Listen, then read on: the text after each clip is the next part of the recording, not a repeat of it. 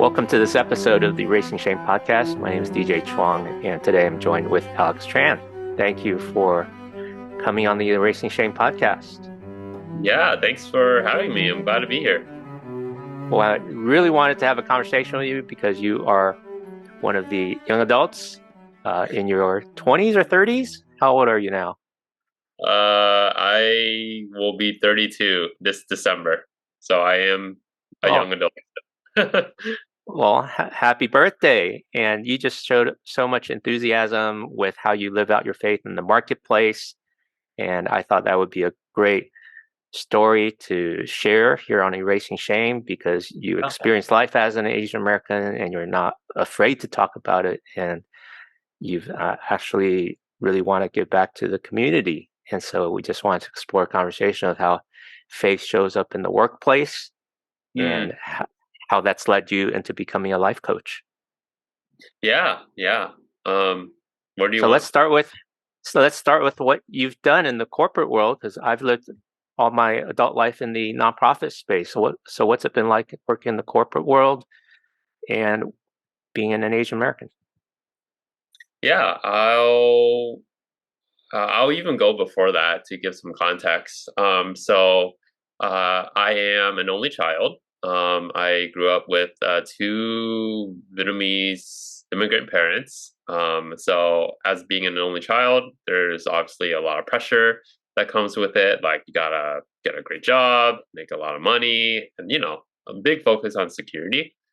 So actually, growing up, my parents wanted me, which made me want it, to be a doctor or engineer. Come college, took some courses, and I found out that I really don't like this as much as I realized. I took some science classes, specifically physics, and I just thought, I don't want to do this for the rest of my life. I'm not willing to endure all this. So I actually switched to business, went down that route, and then started off my career in tech. So I've been working in the tech industry for pretty much after college until now, working for startups and also Fortune 500 companies, public companies and private companies as well. So my role is my job title has been a customer success manager, which is essentially helping corporations and businesses get the most out of the product that we use and to make sure that they renew and just buy more. So I'm primarily in a revenue based role. Um, so where faith has showed up, I feel like faith has been super important in the corporate space where there are so many non-Jesus followers out there that we are called to be salt and light. So whenever there's opportunities to mention faith or even to share the gospel, I just take it. Obviously, I'm not. It's not always natural to do that, and there's obviously fear to it as well, being the minority in there. But I feel like we are called to be salt and light. I have so many stories of just sharing faith and people coming back to faith as well, just all across the many years of working. And also being an Asian American, I feel like a minority, but also at the same time I'm not. In tech companies, there's a lot of Asians, so I do feel like I'm in good company, but at the same time, in the role that I'm in, it's primarily not Asian, so it's primarily white. So I do feel subconscious about that sometimes, especially earlier in my career. But now that I've worked for many years, I just feel like I just fit in, and that has to do with the company culture, the team culture, and everything like that. Um, so yeah, so now I still work in tech, but most recently I also started a life coaching business helping Asians with emotional and mental health to bring them more healing and wholeness. We can get into all that, but that's essentially where I am now. Well, that's a fantastic run through and overview of what we can like double click and drill down into Yeah, in your work and faith journey. yeah, And I've noticed, I went to seminary 30 years ago, and back then, most of the conversation was very focused on theology and spirituality. Mm, And then out of left field, it feels like then work started showing up and how we show up as faithful Christians and Christ followers in the workplace. So you mentioned you have a whole bunch of stories to share. Let's take some time to hear one or two of those stories of when you noticed an opportunity to share about your faith, because it's not like you can pass out tracts or Bible verses while you're working on projects. When did you notice those opportunities, and how would you navigate introducing Jesus into how that makes a difference in your life? yeah, I'll share three quick examples from the beginning, middle, and present day of my career. Um, so in the beginning, when I was starting my career, there was a lady who worked. It doesn't matter what her job title was, but the important part to know was that I noticed that she was going through some personal struggles and pains in her life, and her husband had was going through cancer, and so Mm, my ears just perked up because I feel like Jesus wants us to pay attention to the pain that's going on around us and just, uh, mhm, I don't want to say take advantage of it, but be there to minister and to love people. So mhm, that decided to develop this relationship with this lady, just to know her story, check in on how she's doing with her husband, mhm, how she's feeling, and then eventually we got close enough to a point where we started talking about faith.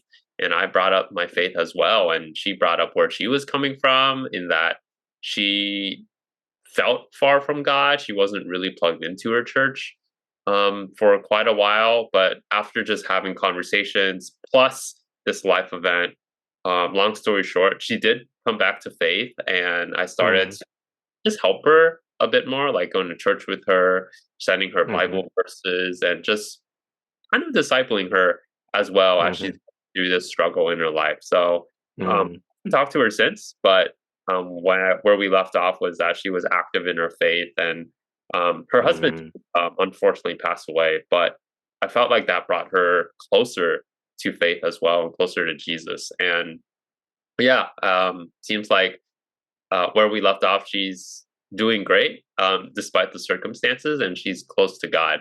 So in that example, I just found an opportunity to really love and minister to someone who was going. mhm. Beautiful, Yeah. beautiful. The second example, it has less to do with sharing the gospel, but more spiritual formation and character development. I worked for a boss that I did not really get along with, and we there was just a lot of friction. And for those of you who are listening, I'm sure you have Mhm, at least one boss in your life that you don't get along well. Um, and so I felt like I was under oppression. It's just what it was. It felt like mhm, maybe my boss didn't mean to oppress me or micromanage me, but it just felt that way. But I was it was like a year period where I was just really struggling with this. I was complaining to my wife like every day about this, mm, and it was a hard time. I literally remember feeling so anxious when we would get into our one-on-ones, and I was sweating and I was just nervous because I didn't know what she was going to say. Was she going to judge me or critique me about something I did? And so I was reading either First or Second Peter about being like a servant to those who are above you. I mhm, what the specific verse is, but it's in one of the Peters, and mhm, I my pastor also encouraged me to really serve her. And what I did was send her encouragement notes over a tool that we use called Slack. I would mhm, say, "Hey, great job for doing this specific thing. I really admire how you did this." And I felt that that was a way to bless her, encourage her, but yeah, also yeah, be like open up my heart a little bit more to see her as Jesus would see her, not as a micromanaging boss, but as mhm, God's person. And so I did that many, many times, and it really opened up my eyes. So that was an example of just being Jesus when you're under oppression, or what it feels like to be oppression. Mhm. Mhm. Um, and the last example was very recent, a few months ago, where we were at a team offsite and we did a very interesting activity that was just such an open door for the gospel. It was actually Mm. sharing our life story, and mapping it out with the highs and lows. And I was Mhm. looking with God whether I should do this. This is a tech company based in San Francisco? How's it going to be received? And I just said, well, there's not really going to be opportunity like this again. So I'm going to just go all in and share my story and incorporate Jesus into there as well as, respectfully as possible. Just sharing, Mhm. because your testimony cannot be argued because it is your experience. And so yeah, I just walked through my story with my team and, shared about Jesus and how much of a difference he's made in my life. And it was definitely a step of faith. And I wish I could say that it was like a revival that happened in the boardroom, but I think for me it just strengthened my faith more, and I'm sure it planted seeds in their minds in some. Yeah. Yeah, Yeah. That's fantastic. Alex, you've inspired me every time I've connected with you, and it's hard to bring Jesus with you into the workplace, even yeah, as he works and lives in us. And sometimes it's easier for us to just suppress our faith and hide it. It's easier for us to not show up as Asian American and just hide it and blend in. But mm, yet, when we bring all of ourselves, we actually contribute more to the workplace, yeah, and we don't feel that tension, which is part of what shame is. Shame is hiding. And mm, so when we can show up, we can be the light in the darkness. We can actually contribute more to what work would want from us. yeah, And there's a misnomer in work that it's just about task, yet we're human beings and we bring our emotions and our mental wellness and our faith. And so when you say that part of your journey as you worked in the corporate place and now you're being stepping out by faith to be a life coach, you want to address dimensions of emotional and mental wellness. So describe how God led you to this new journey. I mean, it's exciting and yeah. probably scary and mixed emotions and all that. Yeah, yeah, definitely, definitely. So, um, the story actually started in 2013 when I gave my life to Jesus, Mm, and I always had a heart to shepherd people and to pastor people. Maybe not in the formal pastor way, but just caring for people, understanding where they are, where they were, and helping them along in life in general. So it that started in 2013. Um, so when right before I graduated from college, I was debating whether to go into seminary or be an intern at a church, mm, even interning at Saddleback Church, where uh, I used to go and DJ currently goes. mm, And I, yeah, I was just praying to God and just discerning, and I felt like God wanted me to be in the marketplace. At that time, He didn't want me to go to a church, but He wanted me to reach people who don't know Jesus and who would never step into a church. So I decided to go the corporate route, but I still had this inkling in my mind to somehow be a shepherd or pastor people. I just didn't know exactly what it looked like. And so mhm, in about 2015, 2016, I went on my own healing journey. So I hired a life coach. She's a fantastic Christian, on fire, very spirit led woman. And I looked mm, up to her a lot. And so she had a background in business as well as an entrepreneur. And also, she's a coach, kind of similar to me, at this time. And so I thought her experience was very, very cool. And mhm, I pretty much hired her, and she's been my coach, for the last from 2016, 2015 up until 2023. Um, some seasons we would see each other more frequently, but other seasons were good, so we didn't see each other that much. But that was really where my journey of coaching and counseling started, was receiving it. Mm, mhm, And in between them, those years, just had a lot of mentors pour into me, pastors pour into me. So all that just to help me in my healing journey. And then this year, I decided that, okay, I really want to do this. I've gotten a lot of value from coaching and I've received a lot of healing, wholeness, and hope out of it. And it just brought so much clarity to my life that, hey, if it's helped me so much, then how much more will it help others? mhm, So here, um, both me and my wife just stepped out of our comfort zone. So she left her full time job to pursue creating a podcast and eventually an online business. And then mm, for me, I took a step into investing into a program to be trained to be a spirit led life coach to bring people healing and wholeness. And also how to build a business out of it as well. mm, So yeah, fast forward to today, I still feel like I have this calling to help people be set free, to have healing and wholeness. And I was also talking with God to see who do you want me to serve? Like you don't want me to serve just everyone, right?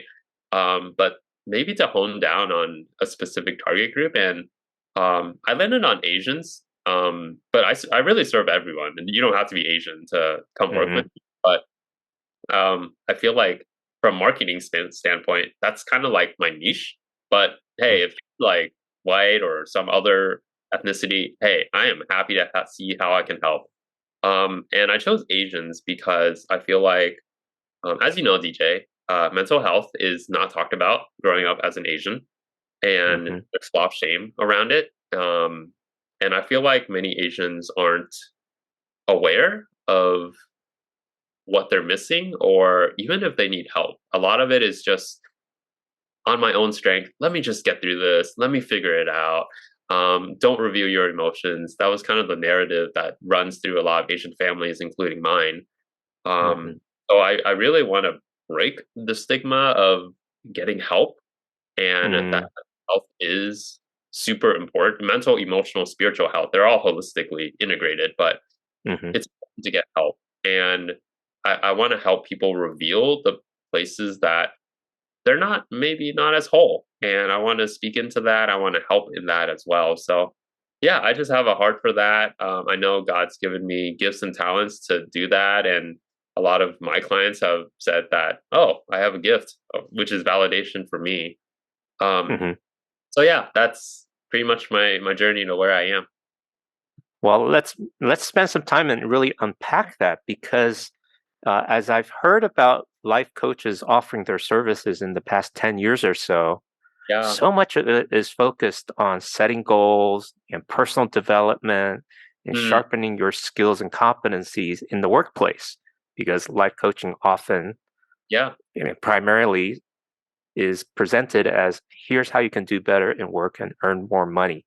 Mm, And I'm old enough to be around when the internet was just dawning onto the horizon and the Asian American spaces that we connected with people on was places like Zanga and Asian Avenue. And so mm, much of the conversation was just about jobs and yeah. advancing in our career and earning more money. Sure. And and yet you're saying in life coaching, there's so much more that we have to explore and experience healing in when it comes to mental and emotional well-being. How in the world does that make a difference in someone's work? Yeah, that's a great question. A lot of coaching, you're right. A lot of coaching is, in general, is very future focused and goal oriented. Like, get this job. Even there's coaches for specific jobs, like how to be an engineer, how to be a product manager. Mm, So it's valid there, but I feel like a lot of coaches miss out on the mental, emotional, and spiritual aspect of things because everything really is very deep rooted.